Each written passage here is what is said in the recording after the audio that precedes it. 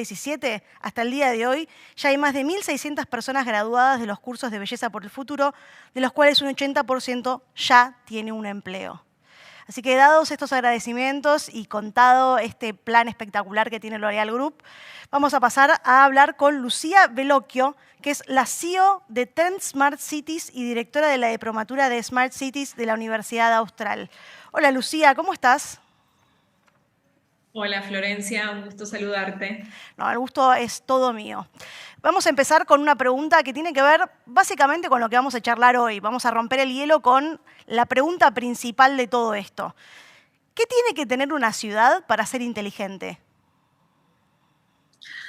Bueno, yo te diría que una ciudad hoy para ser inteligente tiene que tener al menos unos tres elementos que es lo que caracterizan esta gestión smart de las urbes. En primer lugar, usar datos que en general, ¿no? Se suministran a través de diferentes herramientas tecnológicas para mejorar la calidad de vida de las personas, puede ser en una ciudad o en un territorio. Y hacerlo en armonía y en balance con la naturaleza, con el entorno.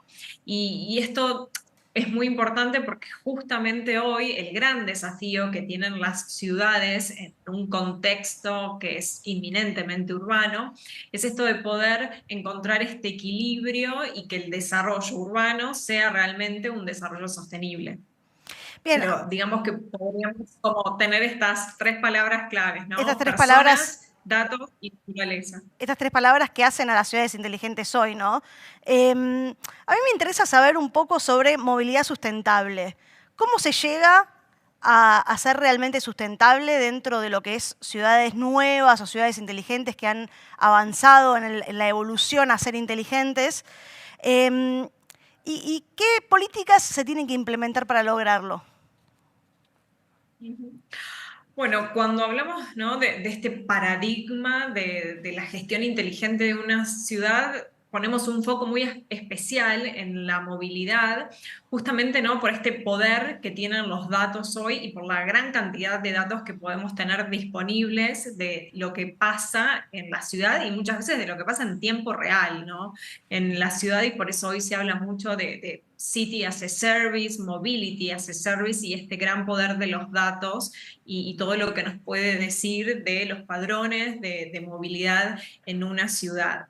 Y esto, este paradigma de los datos nos viabiliza en algún punto una movilidad que puede ser compartida, como pueden ser las soluciones de ride sharing, que es una gran tendencia, digamos, en la mayoría de las ciudades del mundo, y donde poder también tener un norte y ir hacia una movilidad que se ajuste a la demanda real de lo que está sucediendo en ese territorio. Es decir, todos estos datos hoy nos permitirían hasta personalizar mucho más la movilidad. Y cuando hablamos de tendencias, sin dudas, una es esta, ¿no? La posibilidad de tener una movilidad súper conectada, de tener vehículos conectados, con información de lo que pasa dentro del auto, de lo que pasa fuera del vehículo, de esta interacción también del vehículo con el ambiente gracias al IoT, a diferentes sensores. Y creo que es importante no solo pensar, ¿no? en un auto, sino también, por ejemplo, en el transporte público, ¿no? Y hoy hay cada vez más ciudades que implementan, por ejemplo, las paradas de buses inteligentes, donde puedo tener información en tiempo real de cuándo llega determinado colectivo y demás. Y entonces todo esto, ¿no? Nos permite en algún punto también poder que las ciudades planifiquen mejor su movilidad. Y hoy hay otra gran tendencia en temas de movilidad y este paradigma de la movilidad conectada, como son los gemelos digitales, ¿no? Poder tener estas réplicas virtuales de las ciudades con datos históricos, con los datos actuales de lo que va pasando en la movilidad y poder planificar mejor la movilidad y hacer en estas réplicas virtuales pruebas, testeos, simulaciones, predicciones. Esto ya lo están haciendo los transportes, digamos, los sistemas de transporte de muchas ciudades alrededor del mundo. Yo te preguntaba también por el tema de las políticas públicas y privadas que son necesarias para lograr no solamente una movilidad sustentable, sino una movilidad inteligente. ¿Qué se puede hacer desde el Estado y también desde las empresas para lograrlo? Ujú. Bueno, creo que eso que vos resaltás es clave, ¿no? Cómo, digamos, las políticas públicas deben acompañar, pero cómo, digamos, para que la movilidad realmente migre hacia un paradigma más sustentable, tenemos también que incentivar desde el sector privado diferentes políticas, por ejemplo, planes de movilidad, ¿no? Cómo las empresas hoy empiezan a pensar la movilidad de sus colaboradores, como también desde el Estado, digamos, es necesario comenzar a visibilizar que es necesario migrar hacia una movilidad sostenible, cómo comenzar, ¿no?, a tener el ADN, una radiografía de la movilidad de las personas, ¿no? No de la que creíamos que podíamos tener, sino de la que los datos que hoy tenemos disponibles nos dicen que son esos nuevos patrones de movilidad, ¿no?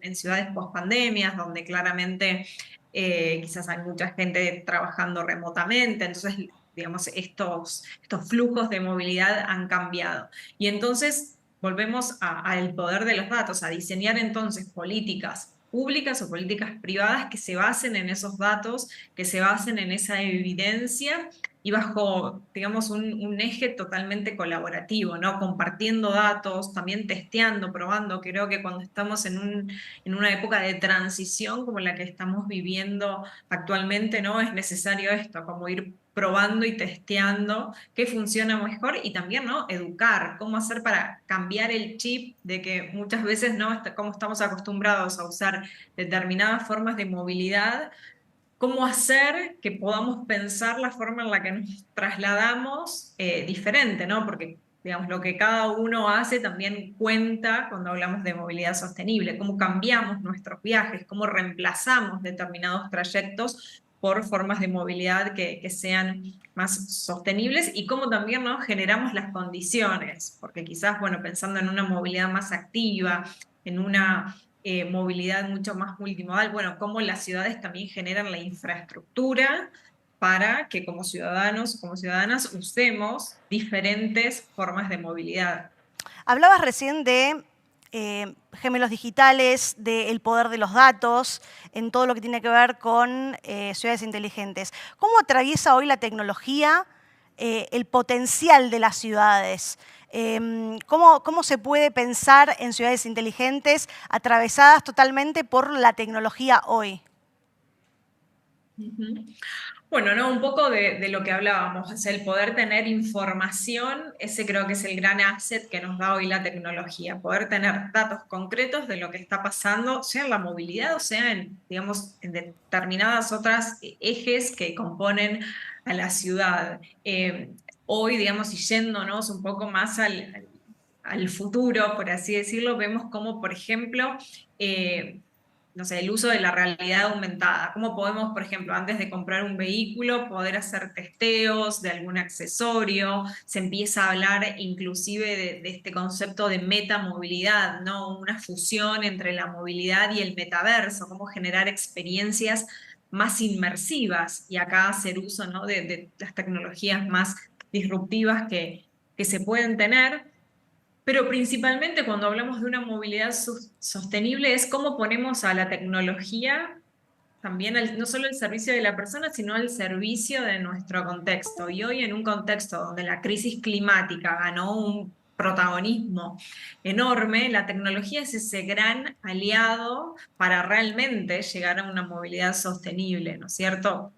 Y ya digamos, las ciudades están yendo hacia este camino, ¿no? Con planes de acción de descarbonización, con planes de movilidad sostenible, con planes para alcanzar la neutralidad en carbono, digamos, y justamente cuando hablamos de ciudades, estamos viendo cómo se está intentando y se están haciendo esfuerzos por pasar del urbanismo gris del siglo pasado a un urbanismo más verde, donde esto, por supuesto, tiene un correlato en la movilidad y donde estamos viendo, por ejemplo, muchas ciudades que intentan peatonalizar algunos lugares, hacer que el espacio público sea un espacio compartido entre diferentes tipos de movilidad y no solo quizás el auto particular como tradicionalmente fue.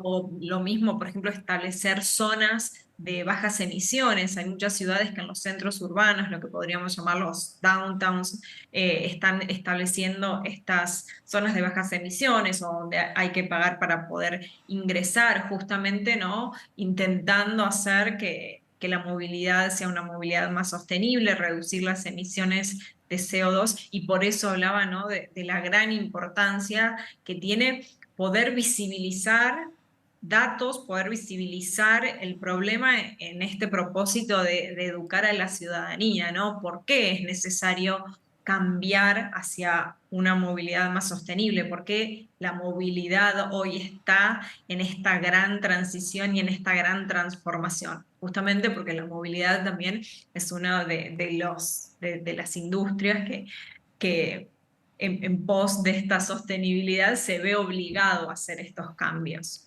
Me imagino que cuando hablamos de una ciudad del futuro, estas cosas no pasan de un día para el otro, llevan tiempo. Me pregunto por Buenos Aires, por otras ciudades grandes del interior, un poco si estamos preparados realmente para dar ese salto, si es que ya lo dimos en algunos lugares de la Argentina. ¿Cómo lo ves? ¿Cómo nos ves? Ujú.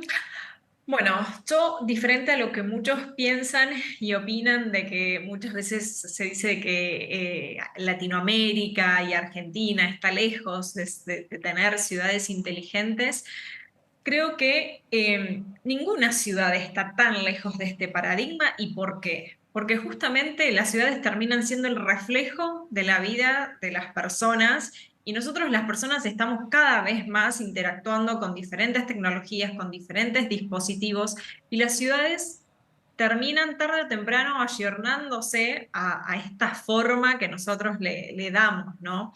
Y, y quizás hay también una cuestión un poco comunicacional, y es que muchas veces se hacen grandes esfuerzos en las ciudades, se incorporan muchas tecnologías, solo que muchas veces no se perciben, ¿no? Y acá, para dar unos ejemplos bien concretos, digo, hay muchas ciudades de Argentina que tienen semáforos inteligentes, que tienen iluminación inteligente, que ya comienzan a dotarse de infraestructura con los cargadores para los autos eléctricos, donde hay cruces peatonales inteligentes, sistemas de parking inteligente. Bahía Blanca, por ejemplo, fue una de las primeras en adoptar sistemas de parking inteligentes. Eh, entonces creo que, digamos, hay muchísimas ciudades que ya están yendo hacia esta gestión inteligente y sostenible de las ciudades. ¿Pero por qué? Porque esto ya no es una opción, sino que es una necesidad para adaptarse ¿no? a las demandas, a las nuevas necesidades del siglo XXI. Entonces creo que esta gestión que podemos llamar con un enfoque de Smart City es un camino al futuro, pero que ya llegó, que ya lo estamos viviendo y transitando muchas veces hasta sin darnos cuenta. Lucía, te agradezco muchísimo por el tiempo. La verdad que fue muy interesante hablar sobre las ciudades del futuro, los desafíos, las perspectivas que nos atraviesan hoy en cada una de las ciudades del planeta, pero específicamente en las ciudades argentinas. Estuvimos hablando con Lucía Bellocchio, CEO de Trend Smart Cities y directora de la Diplomatura de Smart Cities de la Universidad Austral. Para los que nos están viendo del otro lado, les quiero decir que todavía queda mucho más de este Mobility Summit. Muchas gracias.